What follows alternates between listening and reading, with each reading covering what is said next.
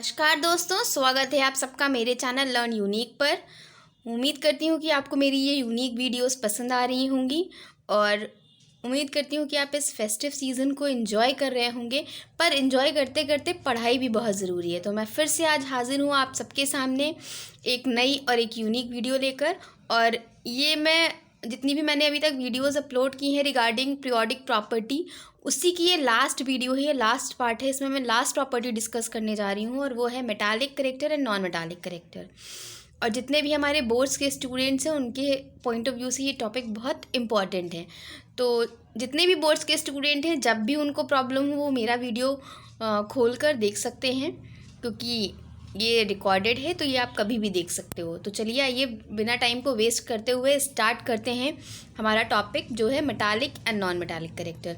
तो मेटालिक और non metallic character क्या होता है, इसको डिस्कस करने से पहले हमें ये जानना पड़ेगा ये आया कहाँ से। तो जो मेटालिक करेक्टर है वो आपका कहाँ से आया, मेटल्स से आया।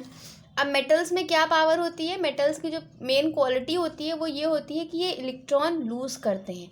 तो जो इनकी इलेक्ट्रॉन लूजिंग प्रॉपर्टी होती है मेटल्स की, उसी को हम बोलते हैं उसका मेटालिक करेक्टर। ठीक है दोस्तों, वहीं पे जो आपका नॉन मेटालिक करेक्टर है वो कहाँ से आया, वो आया नॉन मेटल से। तो नॉन मेटल्स की क्या क्वालिटी होती है, नॉन मेटल्स की क्वालिटी ये होती है कि ये इलेक्ट्रॉन्स गेन करते हैं। तो जो नॉन मेटल की इलेक्ट्रॉन गेनिंग प्रॉपर्टी होती है उसे हम उसका नॉन मेटालिक करेक्टर बोलते हैं। अब जो आपका ये है मेटालिक करेक्टर और नॉन मेटालिक करेक्टर, ये दोनों चीज़ें दो फैक्टर्स पे डिपेंड करती हैं। First factor is your atomic size. पहला फैक्टर है आपका atomic size and the second factor is your ionisation potential. दोस्तों ये जो आपका मेटालिक करेक्टर है और जो नॉन मेटालिक करेक्टर है, ये दोनों दो चीज़ों पे डिपेंड करता है। एक हो गया आपका atomic size and the second one is your ionisation potential. तो दोस्तों जिसने भी मेरा एटॉमिक साइज और आयनाइजेशन पोटेंशियल वाला वीडियो नहीं देखा है वो जाकर देख सकते हैं, लिंक डिस्क्रिप्शन बॉक्स में है, उसको क्लिक करिए और आप लोग इस वीडियो पे पहुंच जाएंगे। मैं ऑलरेडी डिस्कस कर चुकी हूँ एटॉमिक साइज की प्रॉपर्टी भी और आयनाइजेशन पोटेंशियल की प्रॉपर्टी भी।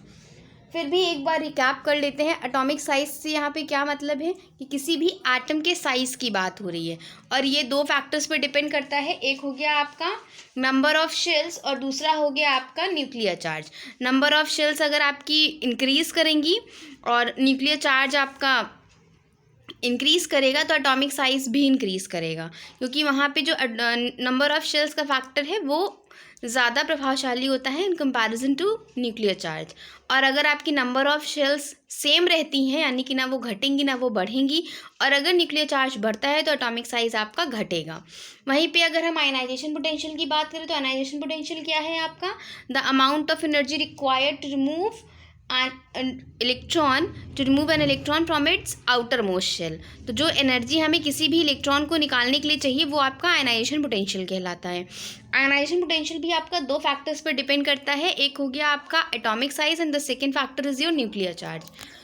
तो अगर आपका एटॉमिक साइज इंक्रीज करेगा, न्यूक्लियर चार्ज इंक्रीज करेगा, तो आयनाइजेशन पोटेंशियल भी क्या होगा, आयनाइजेशन पोटेंशियल भी आपका डिक्रीज करेगा। ओके, अगर आपका एटॉमिक रेडियाई बढ़ता है, न्यूक्लियर चार्ज बढ़ता है, तो आयनाइजेशन पोटेंशियल आपका डिक्रीज करेगा। और वहीं पे अगर आपका एटॉमिक रेडियाई डिक्रीज कर रहा है, न्यूक्लियर चार्ज इंक्रीज कर रहा है, तो आपका आईपी इंक्रीज करेगा। ठीक है, तो इन दो फैक्टर्स पे आपका मेटालिक करेक्टर और नॉन मेटालिक करेक्टर डिपेंड करता है। अब कैसे डिपेंड करता है उसको भी हम लोग देख लेते हैं। देखिए जो आपका एटॉमिक साइज है, ठीक है, किस पर डिपेंड कर रहा है, नंबर ऑफ शेल्स पे। जब हम अक्रॉस अ पीरियड जाते हैं लेफ्ट टू राइट, जो आपका एटॉमिक रेडिया है ये क्या करता है, ये डिक्रीज करता है। कब डिक्रीज करता है, जब हम अक्रॉस अ पीरियड मूव करते हैं। जब हम अक्रॉस अ पीरियड मूव करेंगे तो आपका एटॉमिक साइज डिक्रीज करेगा। एटॉमिक साइज डिक्रीज करता है और आईपी आपका क्या करता है, इंक्रीज करता है। ठीक है, अब इन दो चीज़ों से क्या अर्थ निकला कि एटॉमिक साइज डिक्रीज कर रहा है, इसका मतलब कि न्यूक्लियर चार्ज ज़्यादा है, पुल अंदर की तरफ है, यानी कि इलेक्ट्रॉन अट्रैक्ट हो रहे हैं आपके न्यूक्लियस से, इसी वजह से ये डिक्रीज कर रहा है। आईपी आपका इंक्रीज कर रहा है, और क्यों इंक्रीज़ कर रहा है? क्योंकि आपका एटॉमिक साइज़ डिक्रीज़ कर रहा है। यानी कि हमें अगर किसी भी इलेक्ट्रॉन को किसी भी शेल से निकालना है तो हमें एनर्जी ज़्यादा लगानी पड़ेगी, तभी आपका इलेक्ट्रॉन निकलेगा, इसलिए आईपी इंक्रीज़ कर रहा है। तो जो इलेक्ट्रॉन की लूजिंग प्रॉपर्टी है, यानी कि इलेक्ट्रॉन को लूज़ करने की जो क्षमता है, यानी कि जो मेटालिक कैरेक्टर है, उस पर क्या इफेक्ट पड़ेगा? उस पर ये इफेक्ट पड़ेगा कि जब हम अक्रॉस अ पीरियड मूव करेंगे तो जो आपका मेटालिक कैरेक्टर है वो डिक्रीज़ करेगा। मेटालिक कैरेक्टर आपका क्या करेगा? डिक्रीज़ करेगा।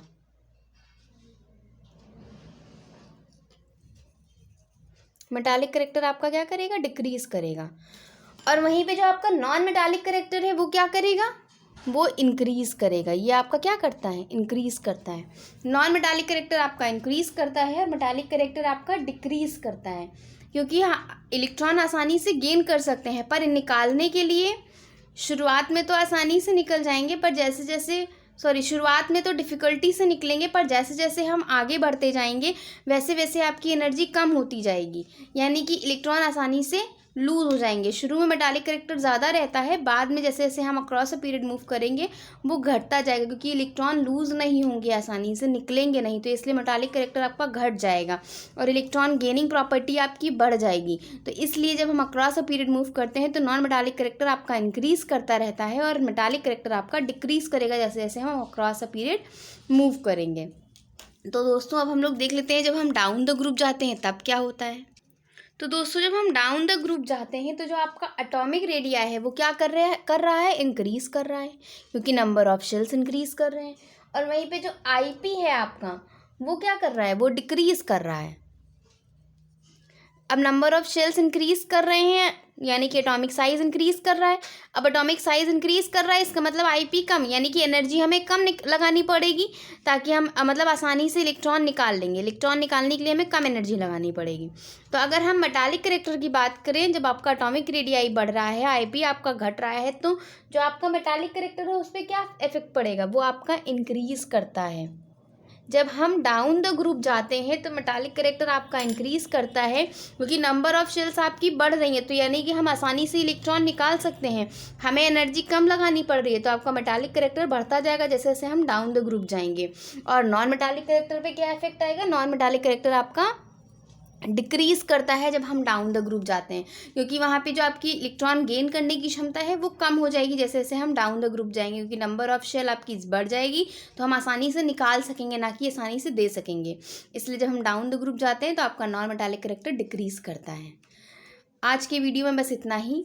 उम्मीद करती हूँ कि आपको मेरा ये वीडियो बहुत अच्छा लगेगा, और अगर आपको मेरा ये वीडियो अच्छा लगा हो तो प्लीज़ मेरे चैनल लर्न यूनिक को लाइक करें, शेयर करें और सब्सक्राइब करें, और कमेंट सेक्शन में कमेंट करके बताएं कि मैं नेक्स्ट वीडियो किस टॉपिक पर लेकर आऊँ। और मेरे वीडियोस को इतना सारा प्यार देने के लिए बहुत बहुत शुक्रिया। Thank you for watching.